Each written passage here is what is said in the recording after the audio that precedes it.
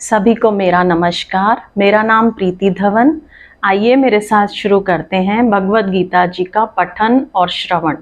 लेकिन उससे पहले like, share, subscribe and comment करके बताया भी कीजिए कि आपको कैसा लगा, और हमें पता चलेगा कि आपने सुना है कि नहीं सुना।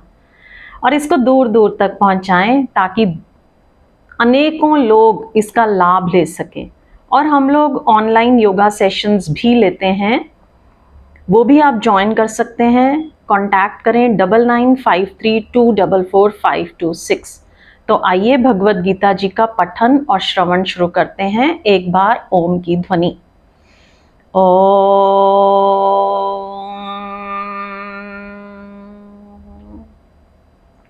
चैप्टर 2 श्लोक नंबर 55। यहाँ से बड़े इम्पॉर्टेंट, पूरी भगवत गीता के सबसे इम्पॉर्टेंट, सबसे बढ़िया 19 श्लोक शुरू होते हैं।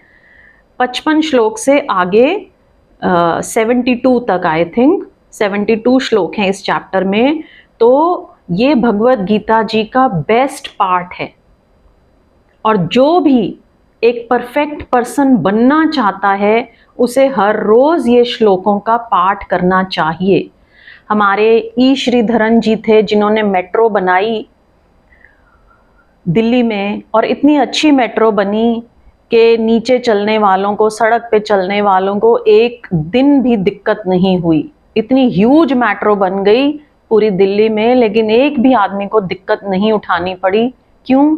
क्योंकि ई श्रीधरन जी स्वयं भगवत गीता जी रोज पढ़ते थे, ये वाले 19 श्लोक, और उन्होंने अपने हर स्टाफ को भगवत गीता दी थी कि ये 19 श्लोक रोज पढ़ें।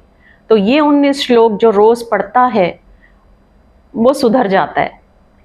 और महात्मा गांधी जी भी ये 19 श्लोक रोज पढ़ा करते थे। लेकिन पढ़ने का ये मतलब नहीं है कि आप इनको बिना मीनिंग के समझे पढ़ते चले जाएं, रट लें। इनका मीनिंग समझना है और इनको अपने जीवन में उतारना है, ये इसका मतलब है।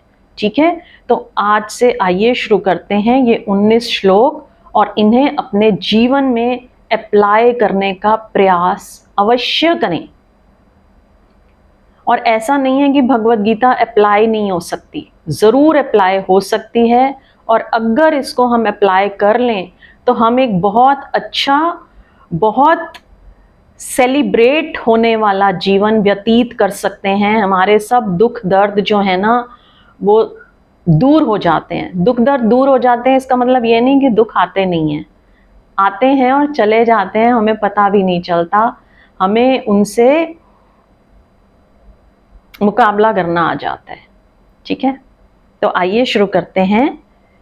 श्री भगवानुवाच प्रजहाति यदा कामान् सर्वान् पार्थ मनोगतान् आत्मन्येवात्मना तुष्टः स्थितप्रज्ञस्य दोचते। स्वरूप से संतुष्ट, to be content with oneself, इसे पहला स्थित प्रज्ञ का लक्षण श्री कृष्ण कहते हैं। कंटेंट विद वन सेल्फ, अपने आप में खुश, किसी दूसरे की जरूरत नहीं है। सहारे नहीं ढूंढने खुश रहने के लिए कि फलाना मेरे साथ बैठता नहीं, मेरे साथ बात नहीं करता, उसका फोन नहीं आया, वो अकेला पिक्चर देखने चला गया, मुझे नहीं लेकर चला गया। ठीक है, कंटेंट विद वन सेल्फ। हम कभी भी स्वयं से संतुष्ट नहीं हैं। अगर हमारा कोई भी लक्षण कहा जा सके तो वे ये है कि स्वयं से असंतुष्ट। हमारे जीवन की पूरी धारा ही स्वयं से असंतुष्ट होने की धारा है।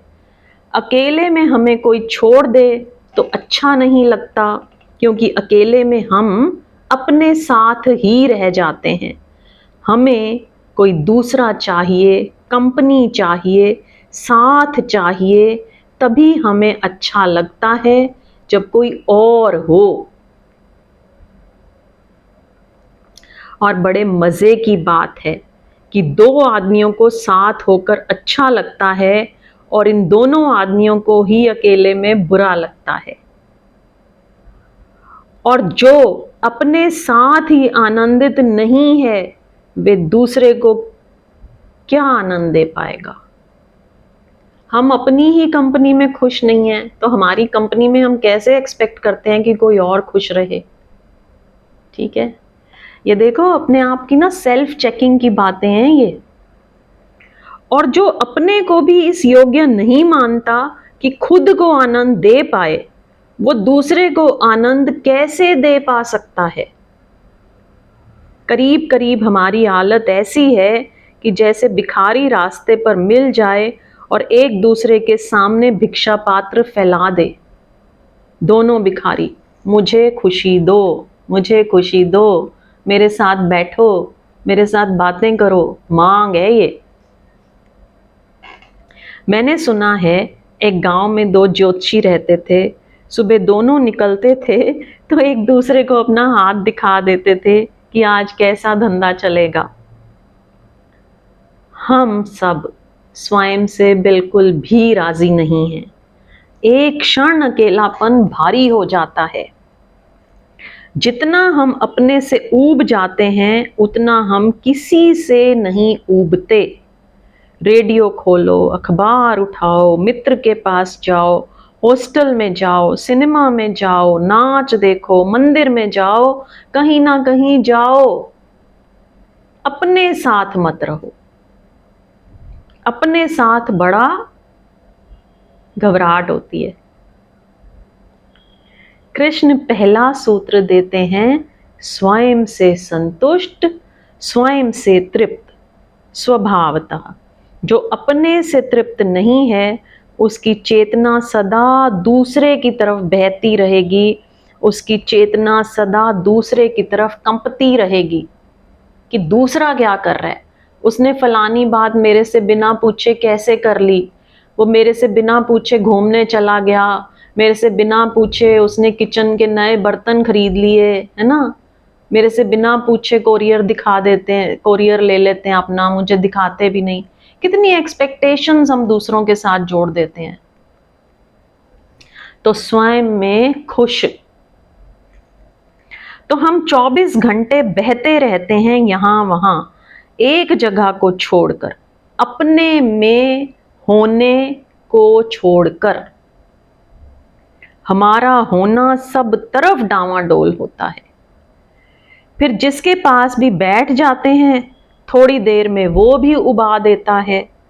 मित्र से भी ऊब जाते हैं, प्रेमी से भी ऊब जाते हैं, क्लब से भी ऊब जाते हैं, खेल से भी ऊब जाते हैं, ताश से भी ऊब जाते हैं। तो फिर विषय बदलने पड़ते हैं। फिर दौड़ शुरू होती है, जल्दी बदलो, नए सेंसेशन की, नई संवेदना की। सब पुराना पड़ता जाता है, नया लाओ, नया लाओ। उसमें हम सब दौड़ते चले जाते हैं, लेकिन कभी ये नहीं देखते कि जब मैं अपने से ही असंतुष्ट हूं तो मैं और कहां संतुष्ट हो सकूंगा। जब मैं भीतर ही बीमार हूं तो मैं किसी के भी साथ होकर कैसे स्वस्थ हो सकूंगा। जब दुख मेरे भीतर ही है तब किसी और का सुख मुझे कैसे भर पाएगा। दूसरे में संतोष खोजना ही प्रज्ञा की अस्थिरता है।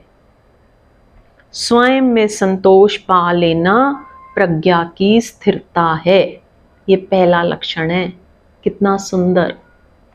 लेकिन स्वयं में संतोष वही पा सकता है जो दूसरे में संतोष नहीं मिलता है, इस सत्य को अनुभव करता है।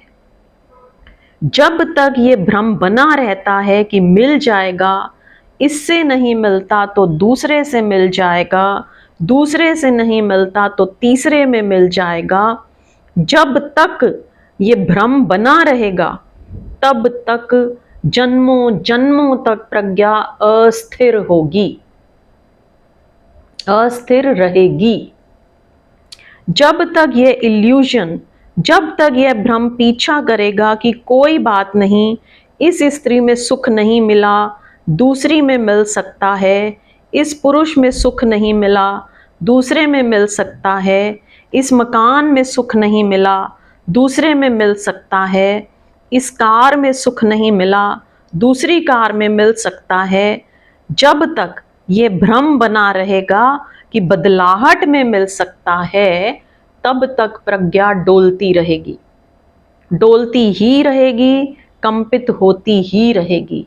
यह विषयों की आकांक्षा, ये भ्रामक दूर के ढोल का सुहावनापन, ये चित्त को कंपाता ही रहेगा। लेकिन आदमी बहुत अद्भुत है।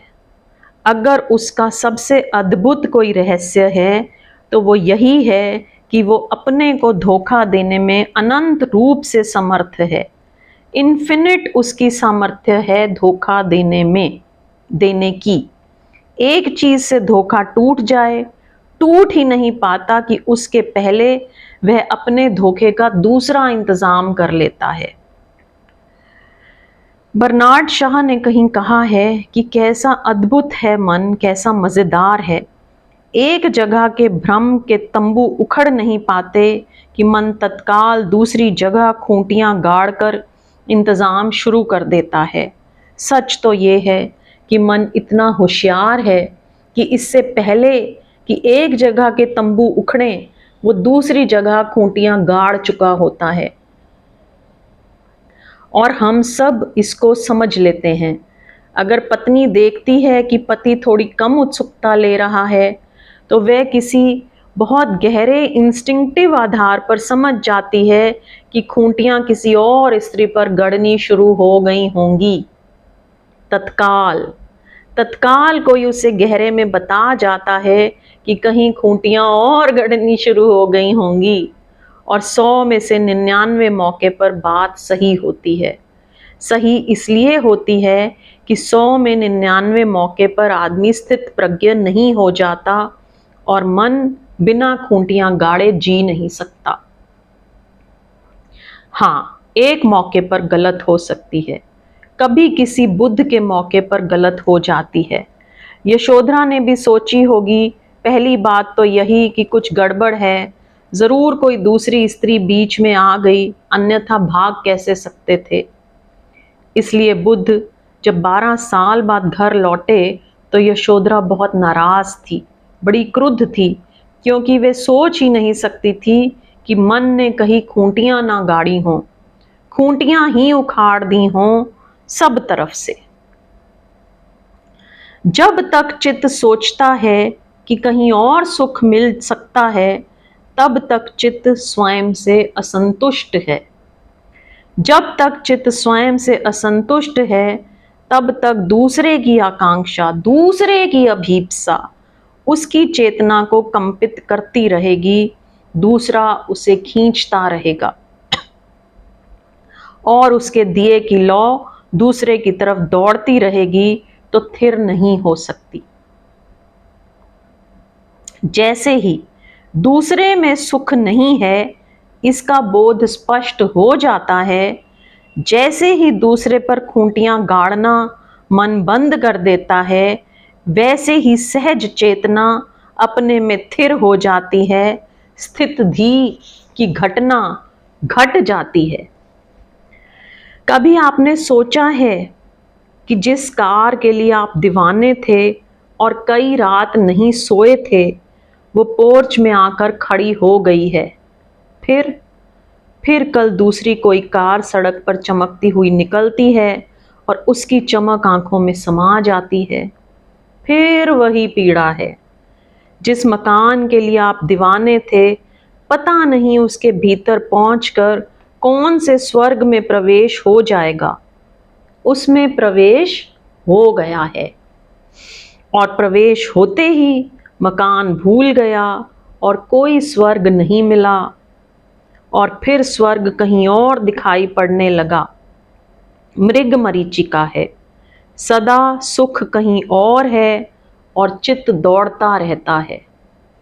कृष्ण कहते हैं, जब सुख यहीं है भीतर अपने में, तभी प्रज्ञा की स्थिरता उपलब्ध होती है। ठीक है, यहां पर यह श्लोक कंप्लीट हो जाता है। नेक्स्ट श्लोक। दुःखेष्वनुद्विग्न मनः सुखेषु विगत स्पृहः वीतराग भये क्रोधा स्थितधीर्मुनिरुच्यते।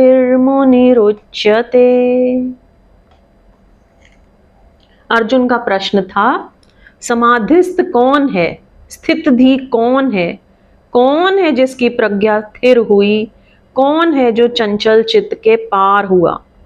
अर्जुन ने उसके लक्षण पूछे हैं। कृष्ण इस सूत्र में कह रहे हैं, दुख आने पर जो उद्विग्न नहीं होता। पहला लक्षण उन्होंने बता दिया था, अब ये दूसरा लक्षण, दुख आने पर जो उद्विग्न नहीं होता। दुख आने पर कौन उद्विग्न नहीं होता? दुख आने पर सिर्फ वही उद्विग्न नहीं होता जिसने सुख की कोई स्पृहा ना की हो, जिसने सुख चाहा ना हो। जिसने सुख चाहा हो वो दुख आने पर उद्विग्न होगा ही। जो चाहा हो और ना मिले तो उद्विग्नता होगी ही। सुख की चाह जहां है वहां दुख की पीड़ा भी होगी ही। जिसे सुख के फूल चाहिए उसे दुख के कांटों के लिए तैयार होना ही पड़ता है। इसलिए कहते हैं, दुख आने पर जो उद्विग्न नहीं होता। और फिर कहते हैं, सुख की जिसे स्पृहा नहीं है, सुख की जिसे आकांक्षा नहीं है। ये एक ही सिक्के के दो पहलू हैं। सुख की आकांक्षा है तो दुख की उद्विग्नता होगी ही। सुख की आकांक्षा नहीं है तो दुख असमर्थ है फिर उद्विग्न करने को। दुख को तो कोई भी नहीं चाहता है, दुख आता है। सुख को सभी चाहते हैं, लेकिन इसलिए दुख को आने का एक ही रास्ता है, सुख की आड़ में, और कोई रास्ता भी नहीं है। दुख को तो कोई बुलाता नहीं, निमंत्रण नहीं देता। दुख को तो कोई कहता नहीं कि आओ। दुख का अतिथि द्वार पर आए तो कोई भी द्वार बंद कर लेता है। दुख का तो कोई स्वागत नहीं करता। फिर भी दुख आता तो है, तो दुख कहां से आता है? दुख सुख की आड़ में आता है, वही है मार्ग। अगर बहुत ठीक से समझें तो दुख सुख की ही छाया है।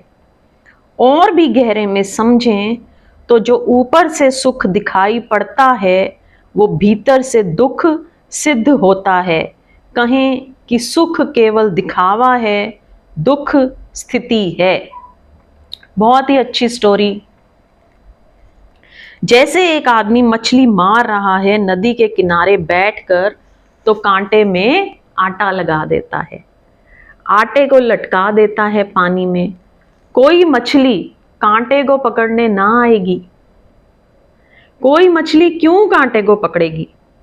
लेकिन आटे को तो कोई भी मछली पकड़ना चाहती है। मछली सदा आटा ही पकड़ती है, लेकिन आटे के पकड़े जाने में मछली कांटे में पकड़ी जाती है। ब्यूटीफुल। आटा धोखा सिद्ध होता है, आवरण सिद्ध होता है, कांटा भीतर का सत्य सिद्ध होता है। सुख आटे से ज्यादा नहीं है। हर सुख के आटे में दुख का कांटा है।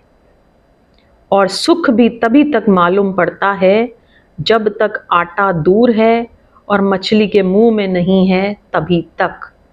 मुंह में आते ही तो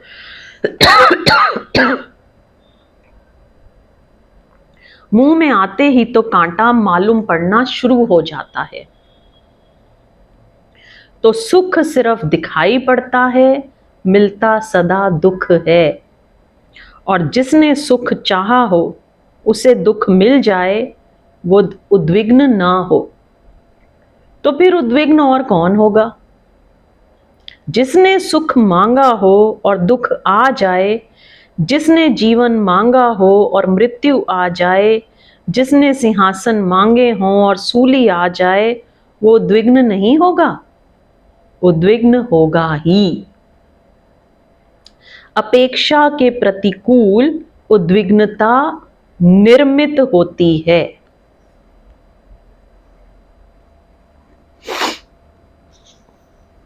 एग्जाम्पल है, आए हैं आप मेरे पास, मैंने गले लगा लिया आपको, बहुत ही प्रीतिकर लगा है क्षण भर को, लेकिन मिनट होने लगा, अब आप घबरा रहे हैं। 2 मिनट होने लगे, अब आप छूटना चाहते हैं। 3 मिनट हो गए, अब आप कहते हैं छोड़िए भी। 4 मिनट हो गए, अब आप घबराते हैं कि कहीं मैं पागल तो नहीं हूं। 5 मिनट हो गए, अब आप पुलिस वाले के लिए चिल्लाते हैं। ये हुआ क्या? पहले क्षण में कह रहे थे कि हृदय से मिलकर बड़ा आनंद मिला है, 5 मिनट में आनंद खो गया। अगर मिला था तो 5 मिनट में 1000 गुना हो जाना चाहिए था। जब 1 सेकंड में इतना मिला तो दूसरे में और ज्यादा, तीसरे में और ज्यादा नहीं, वो पहले सेकंड में भी मिला नहीं था, सिर्फ सोचा गया था। दूसरे सेकंड में समझ बढ़ी, तीसरे में समझ और बढ़ी, पाया कि कुछ भी नहीं है। जिन हाथों को हम हाथों में लेने को तरसते हैं, थोड़ी देर में सिवाय पसीने के उनसे कुछ और नहीं निकलता है। सब सुख की उत्तेजनाएं परिचित होने पर दुख हो जाती हैं। सब दुख की उत्तेजनाएं परिचित होने पर सुख बन सकती हैं। सुख और दुख कन्वर्टिबल हैं, एक दूसरे में बदल सकते हैं। इसलिए बहुत ही गहरे में दोनों एक ही हैं, दो नहीं हैं, क्योंकि बदलाहट उन्हीं में हो सकती है जो एक ही हों। सिर्फ हमारे मनोभाव में फर्क पड़ता है, चीज वही है, इसमें कोई अंतर नहीं पड़ता। इसलिए कृष्ण ने 2 सूत्र कहे। पहला कि जो दुख में उद्विग्न ना हो, दुख में जो अनउद्विग्न मना हो।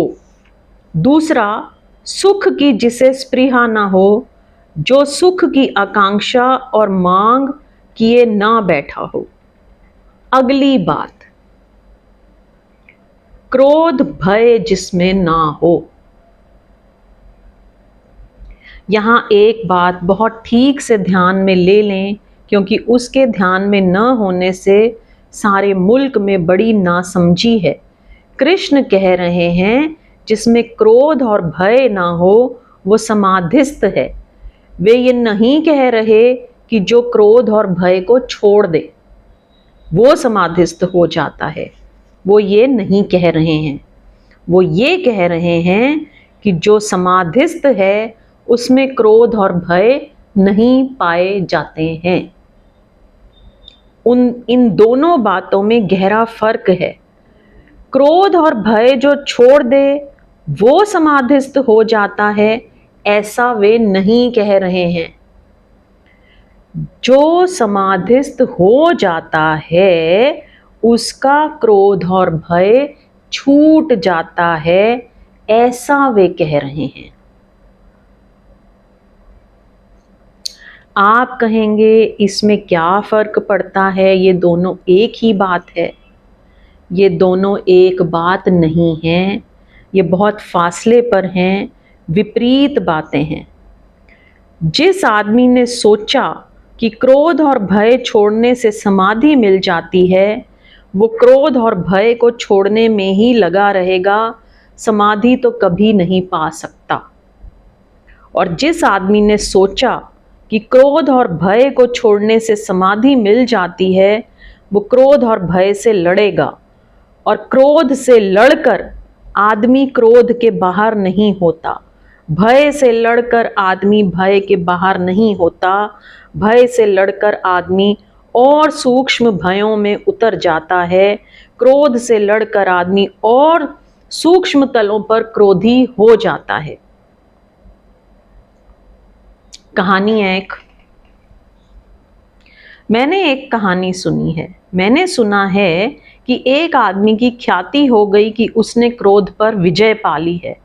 उसका एक मित्र उसके परीक्षण के लिए गया। सुबह थी, सर्दी थी अभी, लेकिन सूरज उग आया था। शायद साधु 4 बजे से उठ आया होगा। आग जलाकर आग तापता था। फिर आग भी बुझ गई, फिर राख ही रह गई थी।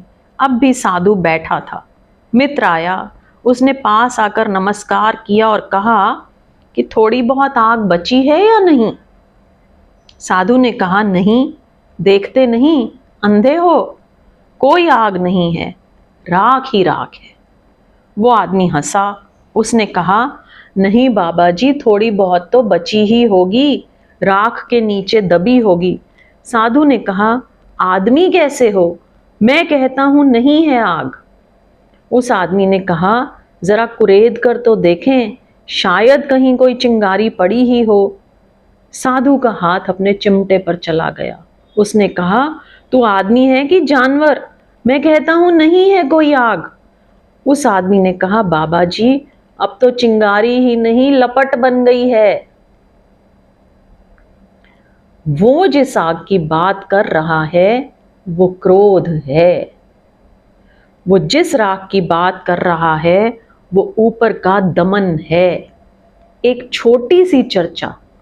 पता नहीं उस राख में आग थी या नहीं, लेकिन साधु में काफी आग थी, वो निकल गई। जरा सी चोट और निकल गई। उस आदमी ने कहा, मैंने भी यही सुना था कि राख ही राख बची है, आग नहीं बची है। यही देखने आया था, लेकिन आग काफी बची है। राख ऊपर का ही धोखा है, भीतर आग बची है। क्रोध से जो लड़ेगा वो ज्यादा से ज्यादा क्रोध को भीतर दबाने में समर्थ हो जाता है। भय से जो लड़ेगा वो ज्यादा से ज्यादा निर्भय होने में समर्थ हो जाता है, अभय होने में नहीं। अब निर्भय और अभय में क्या फर्क है? बहुत ही सुंदर। निर्भय का इतना ही मतलब है कि भय को दबा दिया है। भय आता भी है तो कोई फिक्र नहीं, हम डटे ही रहते हैं। अभय का मतलब बहुत और है। अभय का मतलब है भय का अभाव। निर्भय का अर्थ है भय के बावजूद भी डटे रहने की हिम्मत। अभय का मतलब है फियरलेसनेस।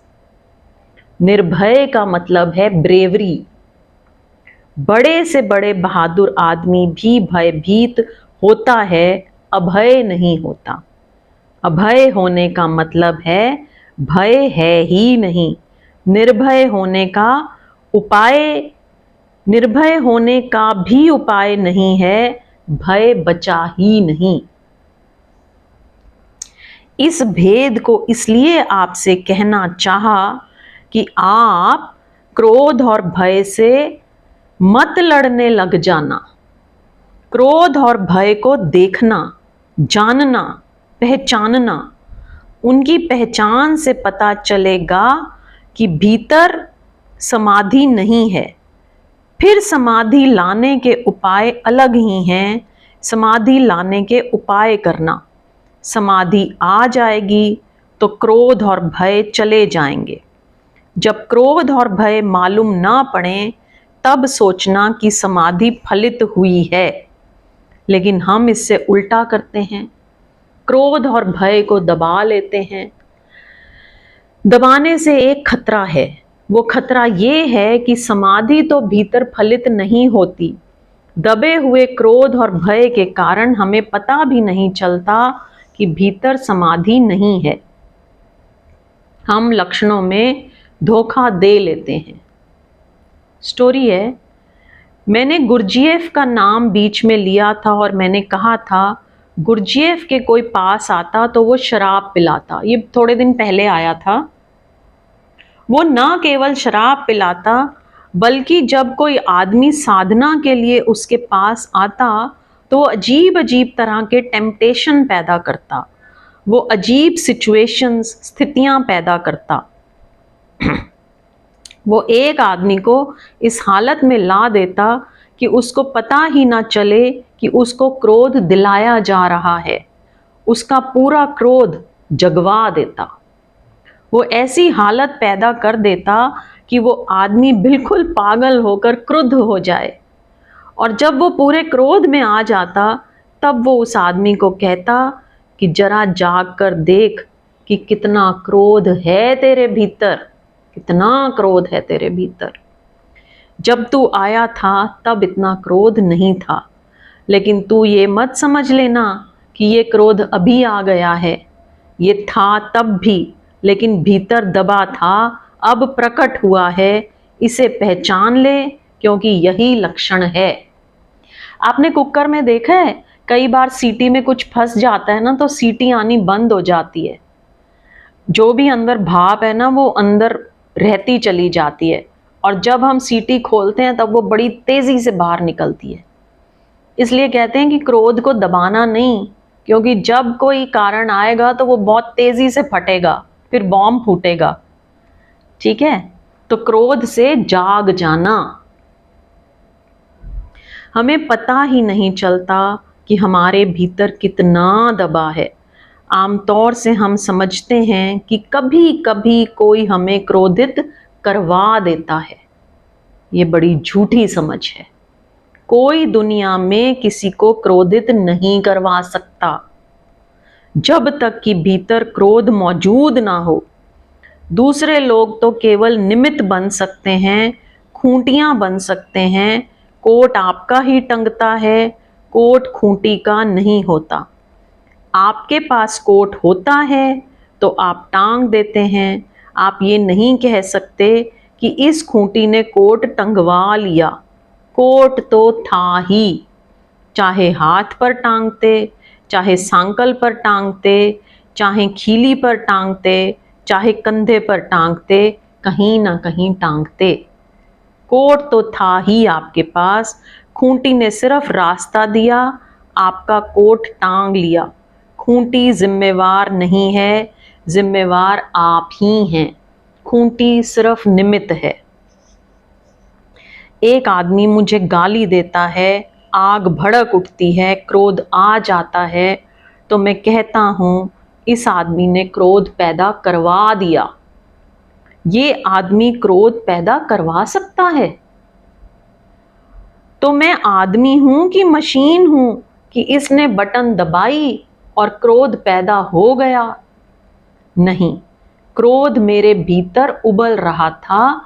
ये आदमी सिर्फ निमित्त है। बहुत ही अच्छा फिर से एग्जाम्पल है। जैसे एक कुएं में हम बाल्टी डालते हैं, फिर बाल्टी में पानी भरकर आ जाता है, लेकिन कुएं में पानी तो होना चाहिए ना। बाल्टी खाली कुएं से पानी नहीं ला सकती, सूखे कुएं से पानी नहीं ला सकती। खड़खड़ा कर लौट आएगी, कह देगी नहीं है। दूसरे आदमी की गाली ज्यादा से ज्यादा बाल्टी बन सकती है मेरे भीतर, लेकिन क्रोध वहां होना चाहिए, तब उस बाल्टी में भर कर बाहर आ जाएगा। सब भरा है भीतर, दबा दबा कर बैठे हैं। बहुत कागजी दबाव है, बड़ा दबाव नहीं है। जरा खरोंच दो, अभी उभर पड़ेगा, लेकिन उसे देखना जरूरी है। तो कृष्ण की इस बात से ये मत समझ लेना कि क्रोध को दबा लिया, भय को दबा लिया तो निश्चिंत हो गए, समाधिस्थ हो गए, स्थितधि हो गए। इतना सस्ता मामला नहीं है। दबाने की बजाय क्रोध को उभार कर देखना। जब कोई गाली दे तो अपने भीतर देखना कितना उभरता है, और जब कोई गाली दे तो उसे धन्यवाद देना कि तेरी बड़ी कृपा। तू अगर बाल्टी ना लाता तो अपने कुएं की खबर ही ना मिलती ऐसा कभी कभी बाल्टी ले आना। कबीर ने कहा है, निंदक नेरे राखिए आंगन कुटी छवाए। साधुओं से कबीर ने कहा है कि साधुओं, अपने निंदक को आंगन कुटी छवा कर अपने पड़ोस में ही बसा लो, कि जैसे ही तुम बाहर निकलो वो बाल्टी डाल दे और तुम्हारे भीतर जो पड़ा है वो तुम्हें दिखाई पड़ जाए। क्योंकि उसे तुम देख लो, उसे तुम पहचान लो, तो तुम्हें अपनी असली स्थिति का बोध हो। और जिसे अपनी असली स्थिति का बोध नहीं है, वो अपनी परम स्थिति को कभी प्राप्त नहीं हो सकता। जो अपनी वास्तविक यथार्थ स्थिति को जानता है आज के क्षण में, वो अपनी परम स्थिति को, परम स्वभाव को भी उपलब्ध होने की यात्रा पर निकल सकता है। क्रोध और भय इंगित हैं, सूचक हैं, सिंबॉलिक हैं। उनसे डायग्नोसिस कर लेना, उनसे अपना निदान कर लेना कि ये हैं तो मेरे भीतर समाधि नहीं है। लेकिन इनको दबाकर मत सोच लेना कि इनको दबाने से समाधि हो जाती है। नहीं, समाधि आएगी तो ये नहीं हो जाएंगे। इनके दबाने से समाधि फलित नहीं होती। इसलिए कृष्ण ने बहुत ठीक सूत्र कहे, दुख उद्विग्न ना करे, सुख की आकांक्षा ना हो, क्रोध उत्तप्त ना करे, भय कंपाए नहीं, तो जानना अर्जुन कि ऐसा व्यक्ति समाधिस्थ है। आज इतना ही। लाइक, शेयर एंड सब्सक्राइब दूर दूर तक पहुंचाएं इन लेक्चर्स को, क्योंकि इससे आसान और इससे सुंदर तरीके से भगवत गीता समझाई नहीं जा सकती। और ऑनलाइन योग सेशंस ज्वाइन करने के लिए 9953244526। आइए एक बार ओम की ध्वनि। ओम। यहीं से आज का लेक्चर संपन्न। सबका धन्यवाद, सबको नमस्कार। नेक्स्ट सेशन में फिर से मिलेंगे। जय Shri Krishna. Bye everyone. Thank you everyone.